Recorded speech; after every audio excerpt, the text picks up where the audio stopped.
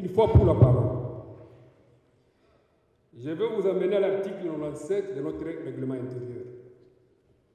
Ça dit ce qui suit au nom du président. Le vote est individuel.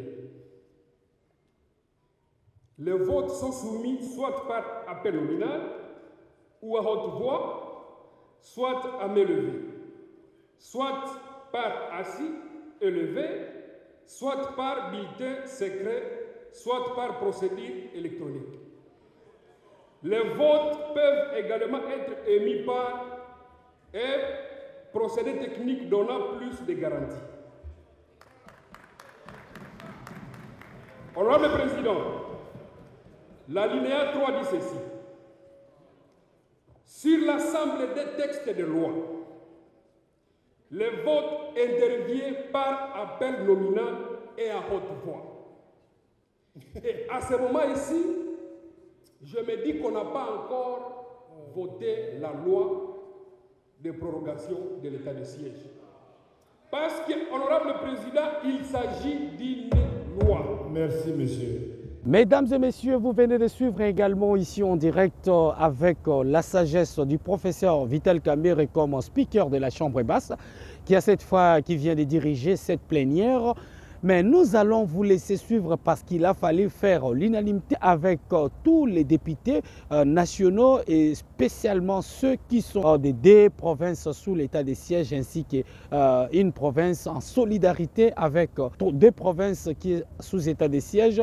Nous allons d'abord tenter de suivre quelques réactions à l'issue de cette plénière dont la dernière personne qui devait prendre la parole, c'est l'honorable Rémi qui a également pris la parole pour fustiger, selon lui, le règlement intérieur qui n'a pas été bien appliqué pour la part du président de la Chambre basse du Parlement, le professeur Vital Kamerhe. On vous laisse suivre sa réaction juste à l'issue de cette plénière qui vient de voter sous la sagesse, mais également sous un autre angle dont le président de la Chambre basse du Parlement a orienté cette procédure, conformément à l'article 82 de notre règlement intérieur.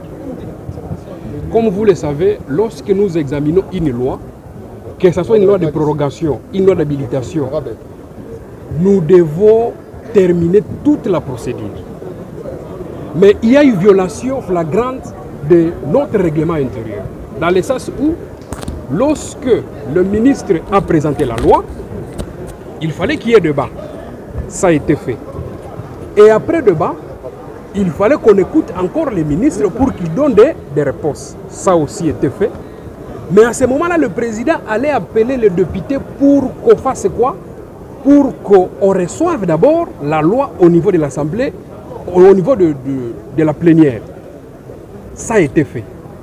Mais curieusement, le président considère que la recevabilité de la loi devient automatiquement l'adoption de la loi qui était sous examen. Ce qui viole effectivement l'article 97 de notre règlement intérieur. Allez lire. Qu'est-ce que cet article dit?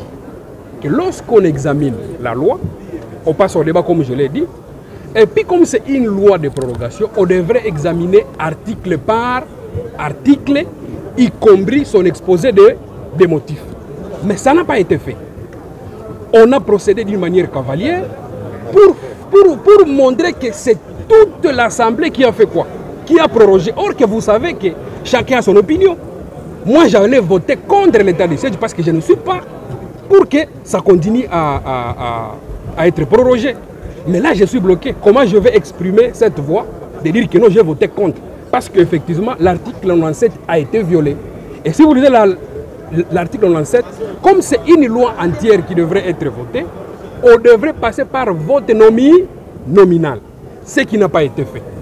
Et par conséquent, vous vous rendez compte que c'est comme si toute l'Assemblée nationale a voté pour la prorogation de l'état de siège, alors que c'est faux. Il y a de ces députés-là, si on allait passer à cette procédure ici, ils allaient s'exprimer, soit non, soit pour, soit contre. Et il y a violation flagrante de notre règlement, et fort malheureusement, ça se fait par le président de notre chambre. Et ça, c'est trop dangereux.